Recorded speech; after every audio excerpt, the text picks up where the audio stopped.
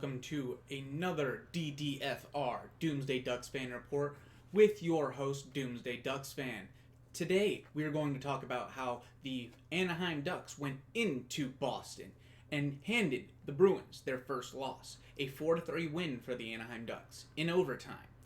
Goal and assist for Leo Carlson, goal for Troy Terry, and Trevor Zegras didn't look like he got hurt too much from the benching. Alright, let's head over to Slap Happy McDick. Thanks for the introduction, DDF. So, you seeing me again means that the Ducks didn't play very well. They looked super sloppy. First period, they actually looked like they were hanging with Boston, but the second period might be the worst period I've seen them play all season long. And it's nothing against the Ducks, really. I just think Boston was that much better. Like, they just kind of ran the Ducks show in the second period. It's the reason they went down 3-1. First goal, you kind of hope Gibson just doesn't slide over that much. I don't know. Second goal, gotta have that one. Gotta have that one. That one squeaked right through Gibson, and yeah, that one you really gotta have. That kind of hurt the team and put them back a ton. Like, I know that I was talking about how Dostal was running Gibson out of the building. He needs to make a save like that, man. He needs to make a save like that. Don't get me wrong. He ended up getting the win, so good on Gibby. He did enough to win. But man, this game didn't have to be 3-3 in overtime. This game could have been 2-2 in overtime. The third goal, I mean, that's just a bad scramble in front. I'm not going to fault John Gibson at all on that one. First one, maybe just a little too much on the overcommitment to Pastrnak, but Pastrnak was hitting a one-timer, so understandable why you would commit to that. Still kind of hope that he would be athletic enough to recover from a fanned shot like that. We've seen that a lot from him, where he can't recover from fanned shots and it just leaves a wide open cage. I wouldn't be surprised to see if teams started using that as a strategy against him. He lets in so many like that. There were a lot of moments when Gibson looked like he was swimming. Bruins pretty much ran the Ducks show for the longest time. It wasn't until the, final few minutes of the third period where the Ducks really got anything going. They had the goal in the first by Radko Gudas, by Hampus Lindholm. Doesn't play for the Ducks anymore, but it went in and off his skate, so kind of played for us on that play. And then just Ducks got dominated from there on out. But, I mean, other than being dominated this game, the Ducks did something that was actually kind of gave us hope. A little bit. Just a little bit. But that's all I can really rag on the Ducks. Also, I hate to say that I was right, but it doesn't look like the benching of Trevor Zegras really hurt him all that much. Sorry to tell you all that I told you, sir, but Trevor looked absolutely amazing this game. told you so. Hi everyone. So before Slap Happy starts getting positive and gets fired, let's talk about the great things that the Ducks did this game. This was a game where the Ducks didn't stop trying. Usually, you would want to see these types of games down the line when you learn how to win, even if you were losing the game the entire game. However, Ducks just kind of found a way this game. They didn't stop trying, and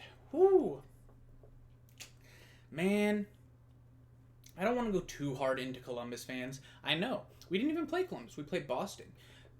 Very brutal game, by the way. Those two teams were really going at it the entire game. Anyhow, Columbus fans, just a little thing. A little tiny thing. Yeah, Leo Carlson has been resting. Because they want him to play like 21 minutes a night from like the second half of the season on. So let's not be like, oh, look, you guys are healthy scratching Leo Carlson. He's such a bust. The dude has 3 points in 3 games. Adam Fantilli is not a point per game player, and neither is Connor Bedard. So let's not sling mud here and say, oh, look, you guys missed out on Adam Fantilli. He scored a goal and an assist against you guys. You guys still lost the game. You guys still lost the game, Columbus. Leo Carlson was a huge factor in this win over Boston. Arguably, the 2 worst games the Ducks have played this season, Columbus and Boston, and they won both of them in overtime. These kids don't stop. These kids don't stop. It was Brett Leeson last game to score the game-tying goal. And, of course, Frank the Tank in overtime against Columbus. And, man, this game, down 3-1 with, 2 minutes left. Leo Carlson, bang, crash in front of the net. Goal, beautiful. Troy Terry deflected off of a stick. Goal to tie the game, beautiful. Overtime, Leo Carlson, beautiful pass to Mason McTavish for years and years to come. And the Ducks win 4-3 over the Boston Bruins, 3-2 over the Columbus Blue Jackets. Guys, this team is kind of competitive. I'm not saying that they are a lock to squeak into one of the last few playoff spots, but if this team keeps playing with this chip on their shoulder, with this never say die mentality, with this good system that Cronin has put in front of them, I think that there's an outside chance this team is getting either near the last wild card spot or maybe even sneaking into it. I mean, again, wishful thinking probably won't happen, but they did just hand Boston their first loss. All right, that's all I really got for you. I appreciate the time you give me, though, DDF. Let's head right back to you. Wow, a surprise visit from Optimistic Austin. I wasn't really expecting that, but when you win a game, there are a few things to be happy about. You know, this game against the Bruins, it was almost an inverse of the last game that the Ducks played against the Bruins. Oh, by the way, which was only a few days ago in Anaheim, where they lost 3-1.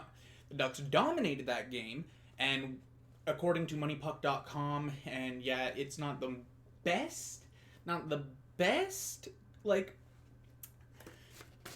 stat tracker. It's good, but it's not the best. It's got flaws, but according to their simulations, the Ducks were winning that game against the Bruins, the first game, 70% of the time. This game, Ducks got dominated and were losing 70% of the time. It was a night and day difference. Boston looked way better. Granted, it was at home. It's always hard to play in Boston. TD Garden is no joke.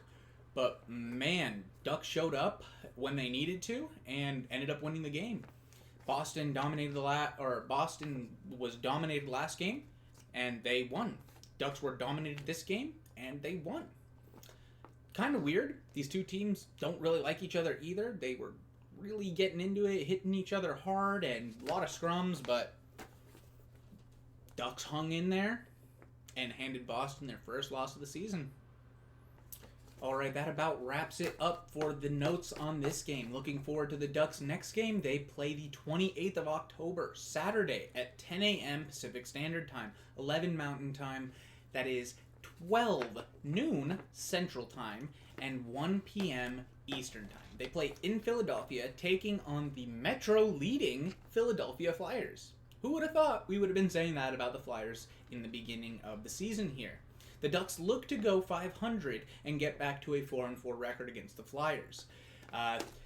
It's a very early game.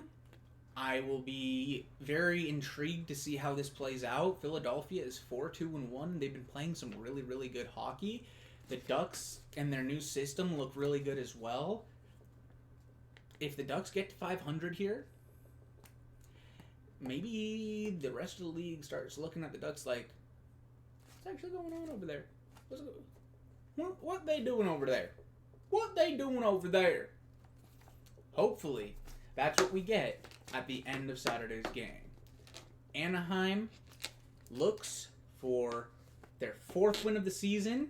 It'll be their 3rd win in a row if they win against the Flyers. And to be honest, I don't know if we're going to see Leo in that game or not. Their next game afterwards is Monday. They might just save Leo for Monday against the Penguins, but there's a good chance that we'll see him Saturday against Philly. All right, that wraps it up for this DDFR. Thank you all so much for showing up and watching. I appreciate everybody who watches the videos. Hit like if you like what you saw. Hit that subscribe button if you really like it, and I'll see you in the next one. Bye-bye.